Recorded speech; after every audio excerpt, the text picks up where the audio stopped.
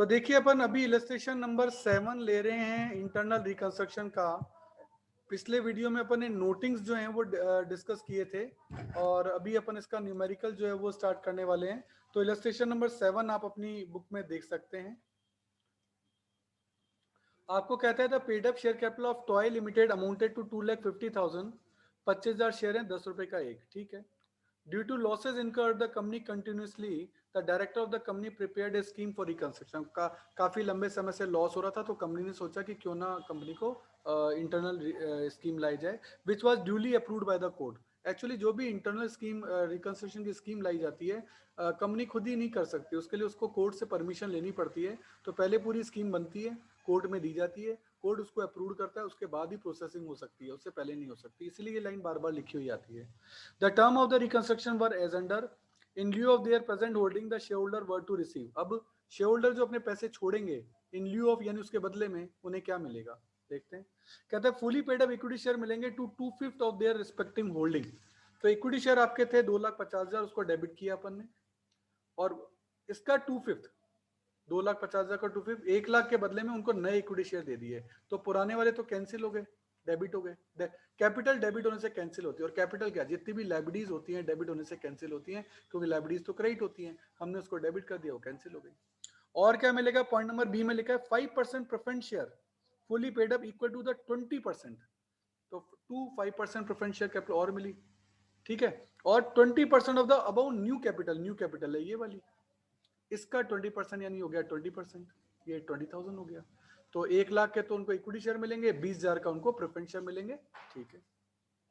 ये लिखा हुआ 1 लाख का 20%। एंड 3,000 सेकेंड डिबेंचर, 3,000 और 10 रुपए का एक है तो 30,000 के डिबेंचर, तो 26% डिबेंचर, 30,000 के डिबेंचर मिल गए। तो जो जो चीजें नई उनको क्रिएट है तो ये नई लाइबिलिटीज क्रिएट हो रही हैं। ये लाइबिलिटी क्या हो रही है, क्रिएट हो रही है। लाइबिलिटी क्रेडिट करने से क्रिएट होती है और डेबिट करने से कैंसिल होती है। तो पुराने वाले इक्विटी शेयर कैपिटल आपकी कैंसिल हो गई डेबिट करने से, और ये नई चीजें अपन ने नई लाइबिलिटीज क्रिएट कर दी और बाकी हम उनको कुछ नहीं देंगे। तो बाकी जितना ही पैसा बचा बैलेंसिंग फिगर में 1 लाख है वो कैपिटल रिडक्शन अकाउंट में चला जाएगा। ये कंपनी के लिए फायदा हो गया। फायदा कैसे हो गया, 2.5 लाख की लाइबिलिटी कैंसिल की और बदले में दिए केवल 1.5 लाख, तो बाकी के 1 लाख कंपनी के लिए फायदा हो गया ना, इस तरीके से। आगे लिखा है पॉइंट नंबर 2 में, an issue of 2500 first 5% debenture और इशू कर दिए।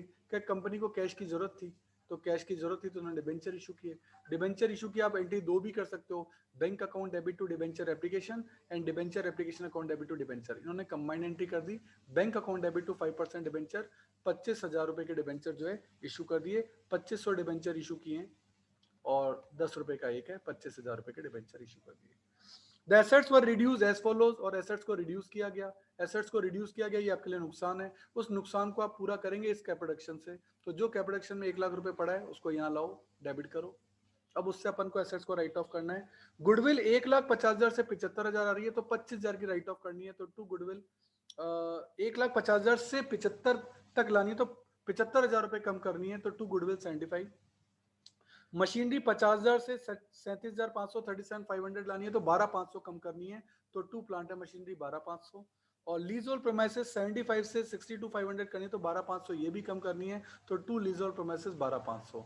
आप देखेंगे पूरा 1 लाख का आपने यूज कर लिया है। कभी कभी पूरे 1 लाख का यूज नहीं करेंगे तो अगर कुछ बचता तो मैं उसको अपना कैपिटल प्रॉफिट मानता और बैलेंसिंग फिगर में कैपिटल रिजर्व में ट्रांसफर कर देता अगर होता तो।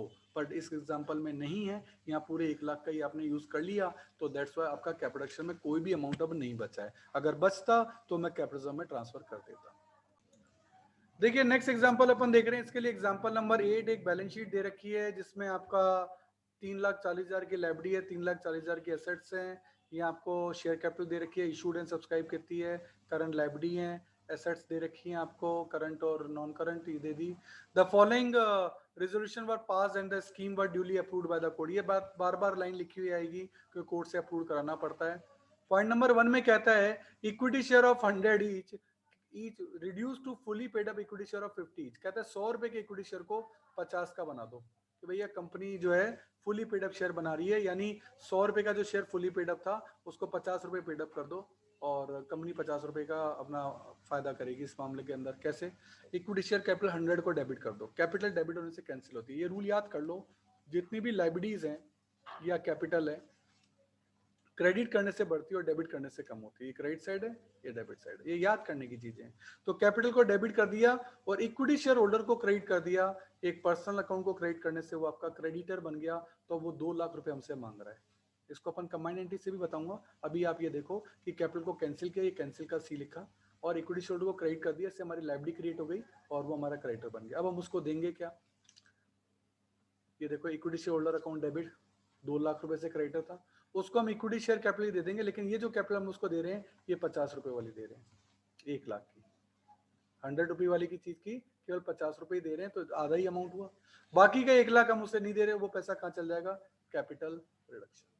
ये कंपनी के लिए फायदा हो गया। अब आप कहोगे सर यहाँ 100 और 50 क्यों नहीं लिखा, तो ध्यान देना क्वेश्चन में क्या लिखा है कि जो शेयर है उसको 50 रुपये का बनाया गया, क्या वो फुली पेड अप है, ऐसा नहीं लिखा। तो इसका मतलब इस क्वेश्चन में जो है फेस वैल्यू चेंज जो है वो नहीं हो रही है, वो आज भी 100 रुपये का ही है। इसीलिए इन्होंने ये ब्रैकेट में ये चीजें नहीं लिखी हैं, क्योंकि फेस वैल्यू चेंज नहीं हो। फेस वैल्यू जब भी चेंज होगी ना तब यहाँ ब्रैकेट में लिखा जाता है, नहीं तो नहीं लिखा जाता। आगे क्या है, प्रेफरेंस शेयर है, उसको भी आप 10 रुपए का उसको 6 रुपए का बनाना है। तो पहले प्रेफरेंस शेयर कैपिटल को डेबिट करो, कैंसिल हो गया।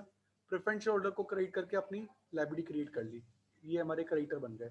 अब इन क्रेडिटर को पेमेंट करना है तो इनको डेबिट करो, डेबिट द रिसीवर 2 लाख। उनको बदले में हमने शेयर कितने थे हमारे, प्रेफरेंस शेयर थे हमारे 20,000 प्रेफरेंस शेयर थे, और उनको 6 रुपए के लिए आप नए प्रेफरेंस शेयर दे रहे हो, तो 1,20,000 का तो आप प्रेफरेंस शेयर दे रहे हो, और बाकी का जो पैसा है वो आप उसको डाल दोगे कैपिटल रिडक्शन के अंदर। 80,000 का आपको इस प्रोसेस के अंदर फायदा हो गया।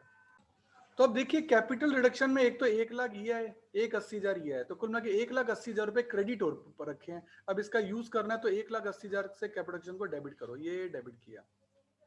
अब इसका यूज क्या करना है, तो पॉइंट नंबर 3 में लिखा है goodwill and debit balance of P&L return of completely. तो चेक करो गुडविल और P&L कितने हैं, ये रही आपकी गुडविल 50,000 और P&L का आपको लॉस जो है वो आपको दे रखा होगा, वो आपको दे रखा होगा।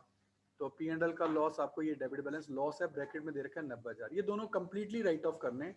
ये वास्तव में एसेट है, लायबिलिटी में नेगेटिव करके लिख दिए है ना, तो आजकल लिखने का ट्रेंड इससे ही है। तो इनको राइट ऑफ करते हैं अपन। देखो ये अपन ने गुडविल राइट ऑफ की और ये अपन ने P&L राइट ऑफ कर दिया। आगे लिखा था बैलेंस अमाउंट इफ एनी। अब बैलेंस तो बच रहा है हमारे पास, कितना बच रहा है, 40,000 बच रहा है। कह रहा था balance amount if any available use to write off the fixed asset, उससे आप फिक्स्ड एसेट्स को रिड्यूस कर दो। अब कुछ नहीं बचा, खत्म हो गया पूरा अमाउंट, इसलिए कैपिटल में कोई बैलेंस नहीं बच रहा, दोनों साइडें इक्वल आ चुकी है। अगर कैपिटल अकाउंट पूछे तो वो भी बनाना पड़ेगा, वो इन सभी जनरल की लेजर पोस्टिंग और कुछ भी नहीं है। अब जब नई बैलेंस शीट बनेगी तो देखो उसमें क्या चेंजेस आएंगे। चेंजेस क्या आ रहे हैं चेक करो। ये वाले इक्विटी शेयर तो कैंसिल हो गए और उसके बदले में हमने नए इक्विटी शेयर इशू किए 1 लाख के। तो अब नए में इक्विटी शेयर कैपिटल आएगी 1 लाख, और प्रेफरेंस शेयर भी ये वाले कैंसिल हो गए और नए प्रेफरेंस शेयर इशू किए 1,20,000 के। तो इक्विटी आएगा 1 लाख और प्रेफरेंस शेयर आएगा 1,20,000। चेक करते हैं, ये देखो इक्विटी आया आपका, ये इक्विटी है 1 लाख और ये प्रेफरेंस शेयर है, ये आया 1,20,000। क्रेडिटर्स में कोई चेंज नहीं है, क्रेडिटर एज इट इज है। फिक्स एसेट्स आपने 40,000 राइट ऑफ कर दी थी तो कम हो गई, गुडविल आपने खत्म कर दी तो नील हो गई थी, स्टॉक एज इट इज है, book debts as it is है। तो इस तरीके से आपकी पूरी बैलेंस शीट टैली हो गई और दोनों साइड की जो टोटल है वो इक्वल आ गया। अच्छा ऑथोराइज कैपिटल में भी चेंज हो गया। अगर आप ध्यान से देखें तो क्वेश्चन में लिखा था पॉइंट नंबर 5 के अंदर, authorise share capital is to be maintain at the original amount. Original amount यानी 13 लाख ही मेंटेन करनी है।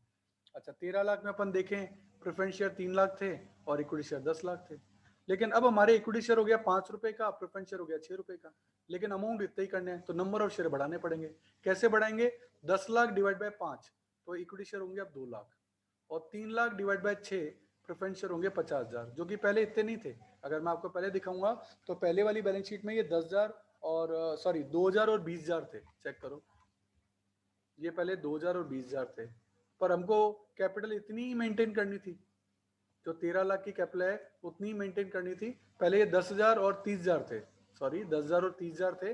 अब क्योंकि हमको 13 लाख की मेंटेन करना, अब ये 100 रुपए का और 10 रुपए का नहीं रहा, ये 100 रुपए की जगह हो गया 50 रुपए का, और ये 10 रुपए की जगह हो गया 6 रुपए का।